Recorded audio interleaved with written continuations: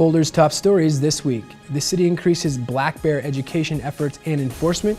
City Council hears an update on plans for the U.S. Pro Cycling Challenge, and the 30th Street Improvements Project is awarded for its innovation.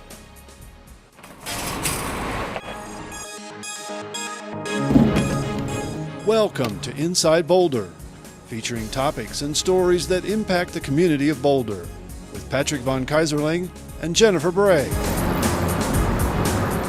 And on the news desk, Natalie Wood and Mike Benuelos bring you the stories making headlines in the community this week.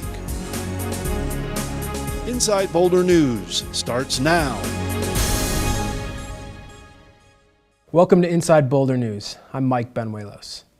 Many of these creatures call Chautauqua home, and more recently, one was even spotted on CU's campus. Black bears are no strangers to Boulder, but the City of Boulder and the Colorado Parks and Wildlife are working to make sure our furry friends aren't hanging around areas of town that might put them or us in danger. An urban black bear education and enforcement pilot program began last week to test the effectiveness of educating people on securing trash and minimizing other bear attractants.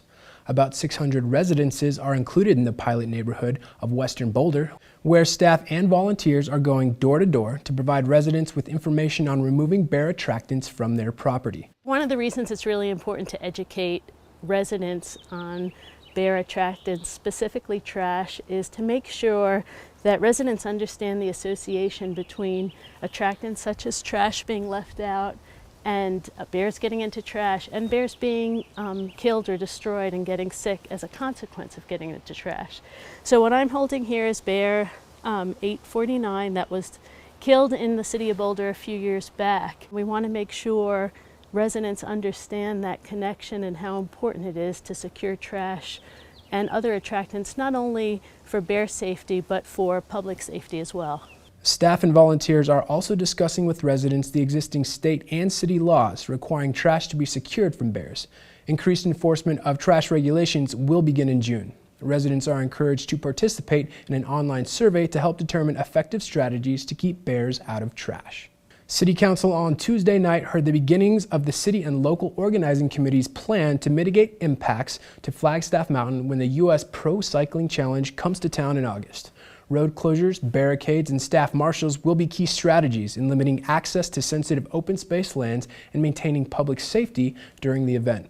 Several council members had questions about access for bikes and what the consequences of a large crowd could be, both in terms of environmental protections and risks such as wildfires.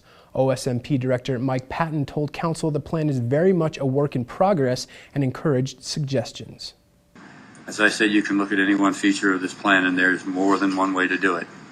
But this is what we've come to talk about. There's nothing set in stone in this. This is that opportunity to get your input. Council urged Patton to be clear about a ban on smoking, limit access the night before the race to prevent illegal camping, emphasize the advantage of bike corrals, chart out emergency response plans, and communicate some of the alternative viewing spots in other parts of town. Another issue that came up is the possibility that some ordinances may need to be clarified or suspended for the event. City Attorney Tom Carr told council that the city has discretion in how and when ordinances are enforced, and his office will be reviewing permits and rules related to hosting the Pro Cycling Challenge to determine what, if any, changes would need to be made. I appreciate all the attention that's being applied, and not only from our staff, but I know, Andrew, you and your crew are working hard on this too, and we're very appreciative of that. Council also provided direction this week on possible ballot measures, saying they would support continued consideration of two potential measures. The first would be an extension of the Climate Action Plan tax, which currently generates $1.8 million a year and supports energy efficiency and conservation programs. The tax, which is assessed based on individuals' and businesses' energy use, is set to expire in March of 2013, and city officials have said there is no other source of funding for these programs. Council also indicated it would be willing to talk more about whether the city should ask voters if they would renew a 0.25% sales and use tax that is currently dedicated to parks and recreation projects. This tax, which generates $6.75 million a year, expires at the end of 2015. Based on a recommendation by the Blue Ribbon Commission 2, a budget and strategic planning task force made up of community members, city staff have asked council to consider the possibility of making this tax non-dedicated so that it could be used for a range of city needs based on the community's priorities. These priorities would include parks and recreation. Staff also recommended that no sunset be included. Some council members expressed concerns about those suggestions, while others said they would support one or both of the recommendations. A decision on those aspects and on the potential ballot measure itself will be made over the next several months. An innovative transportation project in Boulder recently received 2 industry awards. The 30th Street Improvements Project was completed in the summer of 2011, and the American Public Works Association and the Rocky Mountain chapter of the American Concrete Institute have taken notice of the unique design and functionality of the project. The 30th Street Improvements Project received awards for creative and complex construction of a new bridge and collaborative engineering and construction management on the improvements. Along with the bridge, the upgrades along 30th Street greatly improved multimodal transportation with new path connections, sidewalks, and transit stop amenities.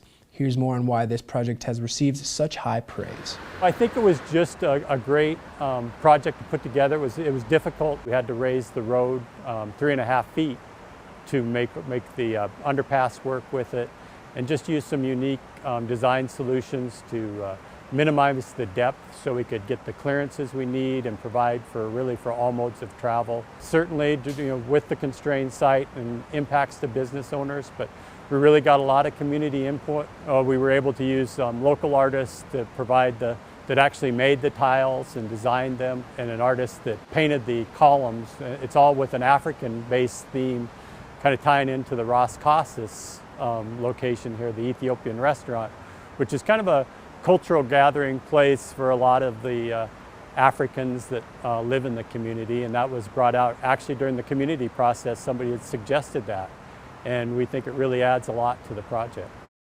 For more information on the 30th Street Transportation Project, visit the city's website. Valmont City Park is a popular spot for cyclists, dog lovers, and now disc golfers. Parks and Recreation staff and local disc golf enthusiasts met at Valmont City Park in mid-April to discuss the design and placement of an interim disc golf course to be built there this summer. This shorter interim disc golf course will be available for play this summer, while the rest of the Valmont City Park is planned over the next 2 years and will include a permanent 18-hole disc golf course. Several local disc golfers toured the undeveloped site that will become the interim location and told staff they are pleased the project is moving forward. That's all the time we have for this week. You can connect with Inside Boulder News on Facebook by submitting news tips and questions. Just search for City of Boulder Channel 8. I'm Mike Banuelos. Thanks for watching, and stick around for Inside Boulder next.